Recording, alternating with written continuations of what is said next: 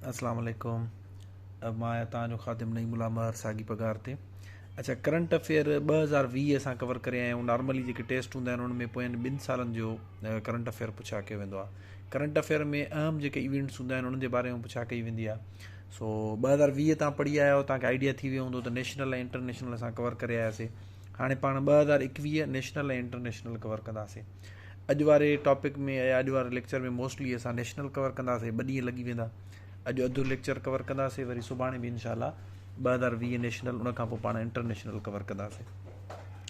अच्छा, हाणे सभिनि खां पहिरियों स्टार्ट कयूं था पिया। First lady governor lieutenant general Pakistan में हिन महिल ताईं जेतिरा बि लेफ्टिनेंट जनरल या 4 स्टार जनरल थिया आहिनि उहे मर्द हूंदा आहिनि या मेल हूंदा आहिनि। पहिरीं फीमेल जेको आहे सो लेफ्टिनेंट जनरल, उनजो नालो आहे लेफ्टिनेंट जनरल निगार जौहर। ठीकु आहे, लेफ्टिनेंट जनरल निगार जौहर। अच्छा, हाणे इहा मेडिकल कोर जी आहे। एग्ज़ाम में कहिड़े क़िस्म जा क्वेश्चन अची सघनि था, सभिनि खे असां जेको आहे कवर कंदासीं त कहिड़ी कोर जी आहे, मेडिकल कोर जी आहे। इनखे जून 2021, एग्ज़ैक्ट डेट जेको आहे ख़बर न आहे, गूगल ते सर्च करे वठिजो। जून 2021 में इनखे लेफ्टिनेंट जनरल जे उहिदे ते ॾिनी वियो। करंट अफेयर जे पोर्शन में या जनरल नॉलेज जे पोर्शन में इवन तव्हांखे अची सघे थो पियो त who was the first female lieutenant general of Pakistan army, त लेफ्टिनेंट जनरल निगार जौहर। ठीकु आहे। ऐं कॾहिं ॾिनी वई, जून 2021 में। एग्ज़ैक्ट डेट गूगल तां सर्च करे वठिजो। अच्छा, उनखां पोइ FATF, पहिरियों त इनजो full form financial action task force. ठीकु आहे, जनरल नॉलेज में बि तव्हांखे कमु अची सघे थो पियो। इन जो जेको हेड हुयो उहो चेंज थियो 1 जुलाई 2021। 1 जुलाई 2021 ते इन जो जेको हेड हुयो चेंज थी वियो। जेको इन जो हेड हूंदो आहे 2 सालनि जे लाइ अपॉइंट थींदो आहे। ठीकु आहे। सो 1 जुलाई 2021 ते इहो अपॉइंट थियो हुयो। सॉरी, 1 जुलाई 2022 ते जेको आहे सो अपॉइंट थियो। छो जो इन खां जेको पहिरियों हुयो 2020 में थियो हुयो, बेसिकली उनखे असां डिस्कस कंदासीं। उनखां पोइ जेको करंट आहे इनखे पढ़ंदासीं। त 1 जुलाई 2020 में जेको अपॉइंट थियो हुयो, तव्हांखां उहो पुछी सघनि था पिया। उनखां पोइ 2022 ते ईंदा, छो जो 2 सालनि जे लाइ थियो। Doctor Marcus player. ठीकु आहे, डॉक्टर मार्कस प्लेयर। हाणे इहो जर्मनी जो हुयो। ठीकु आहे। इहो FATF जो हेड अपॉइंट थियो 2 सालनि जे लाइ। अच्छा, हाणे 2020 में थियो त तारीख़ ॻाल्हि आहे 2022 में 1 जुलाई 2022 ते वरी नओं अची वियो हूंदो। 1 जुलाई 2022 हे इंपॉर्टेंट आहे, इन करे असां हिकिड़े ई हिन में हिनखे कवर करे वठूं था पिया। त हाणे जेको न्यू इन्हनि जो हेड आहे उनजो नालो आहे T राज कुमार। ठीकु आहे। हाणे तव्हांखे हिनजो नालो बि पुछी सघनि था पिया, हिनजो कंट्री बि। हाणे घणा माण्हू हिनजो नालो हिंदू वारो ॾिसी करे हिनखे इंडिया जो सम्झंदा आहिनि, पर बेसिकली इहो सिंगापुर जो आहे। ठीकु आहे। So current head of FATF is T राजकुमार, जेको सिंगापुर सां बिलोंग करे थो पियो। ऐं इन खां पहिरियों जेकॾहिं 2020 में पुछनि त who was appointed as the FATF हेड, त तव्हां चवंदो डॉक्टर मार्कस प्लेयर, जेको 1 जुलाई 2020 ते थियो। ऐं घणनि सालनि जे लाइ थींदा आहिनि इहे? 2 सालनि जे लाइ थींदा आहिनि। अच्छा, करंट अफेयर में तव्हांखां क्वेश्चन अची सघे थो पियो त 2021 में कहिड़ी बैंक ते साइबर अटैक थियो हुयो? त national bank of Pakistan, NBP। National bank of Pakistan ते राति जे टाइम साइबर अटैक थियो। कहिड़ी तारीख़ ते? 29 अक्टूबर ते।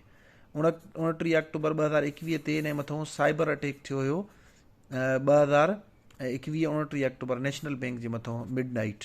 ठीकु आहे। सो इहो बि करंट अफेयर में तव्हांखां क्वेश्चन पुछी सघनि था पिया। अच्छा, 2020-21, छो जो जून खां जुलाई ताईं हूंदो आहे।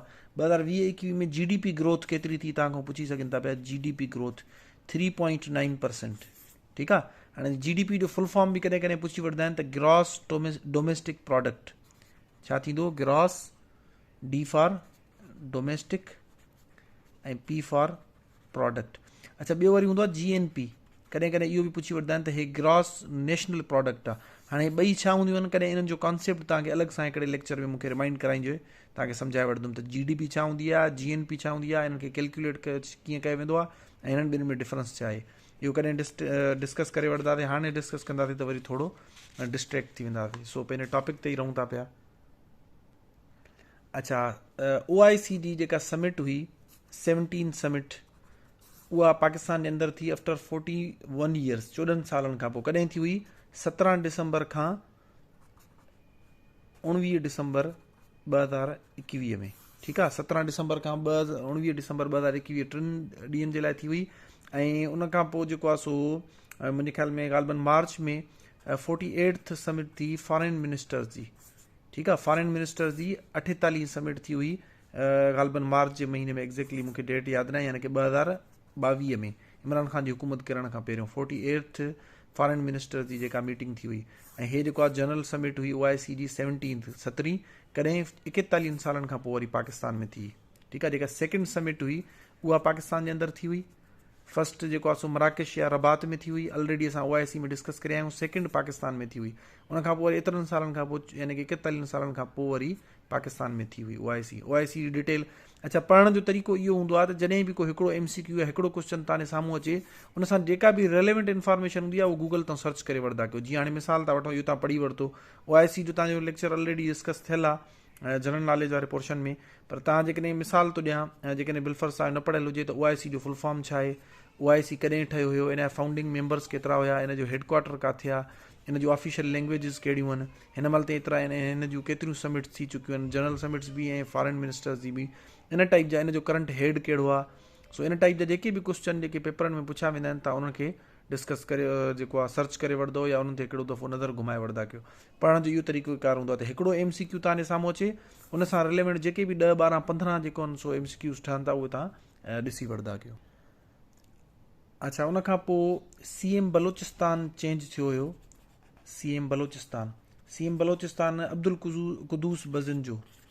कुदूस बज़न जो न्यू CM थियो हुयो। कॾहिं 29 अक्टूबर 2021 में, ठीकु आहे। इन जाम कमाल खे रिप्लेस कयो, रिप्लेस कयो हुयो। 29 अक्टूबर 2021 ते बलोचिस्तान जो न्यू CM थियो हुयो, ठीकु आहे। सो इहो बि करंट अफेयर में तव्हां खां पुछी सघनि था, त हिन में रखी छॾियो। अच्छा, स्टेट बैंक ऑफ पाकिस्तान जी रिपोर्ट मुताबिक़ पाकिस्तान जो 2021 में जेको डेप्ट हुयो, यानी कि जेके पाण कर्ज़ो चवंदा आहियूं, 38.7 ट्रिलियन रुपीज़ हुयो, ठीकु आहे। 38.7 ट्रिलियन रुपीज़ हुयो। इन में यानी कि पोइ 2 सालनि में 21.7% इज़ाफ़ो थियो हुयो। एॾो डिटेल में त न वेंदा आहिनि, सिर्फ़ु तव्हां हे फिगर त हिन में रखी छॾियो त 2021 में 2020 खां 21 में फिस्कल ईयर 2020 टू 2021, यानी कि 2020 खां 2021 ताईं, ठीकु आहे। 2020 टू 2021 इन में 38.7 ट्रिलियन रुपीज़, डॉलर न आहे, रुपीज़ आहे, इहो इन जो कर्ज़ो हुयो Pakistan state bank of Pakistan जे मुताबिक़। सो इहा फिगर बि ध्यान में रखी छॾियो, पेपरनि में पुछा करे वठंदा आहिनि। अच्छा, उनखां पोइ पाकिस्तान आर्मी में जेको आहे सो चीफ ऑफ जनरल स्टाफ, ठीकु आहे। जीअं आर्मी चीफ हूंदो आहे, उनखां पोइ हेठि हूंदो आहे छा, chief of general staff. Chief of general staff जेको आहे चेंज थियो हुयो, तव्हां खां पुछी सघंदा त कहिड़ो लॻो हुयो। CGS, हिनखे लिखंदा आहिनि CGS, कहिड़ो लॻो हुयो, त इहो हुयो लेफ्टिनेंट जनरल अज़हर अब्बास, ठीकु आहे। लेफ्टिनेंट जनरल अज़हर अब्बास 8 सितंबर 2021 ते इहो चेंज थियो हुयो। हिन महिल ताईं इहो सेम ई आहे, ठीकु आहे। 8 सितंबर अथव, 8 सितंबर 2021 अज़हर अब्बास, लेफ्टिनेंट जनरल अज़हर अब्बास जेको आहे new chief of general staff लॻो हुयो। सो इनखे ध्यान में रखी छॾियो, डेट बि ध्यान में रखी छॾियो, 8 सितंबर 2021। अच्छा, उनखां पोइ सियालकोट इंसिडेंट थियो हुयो।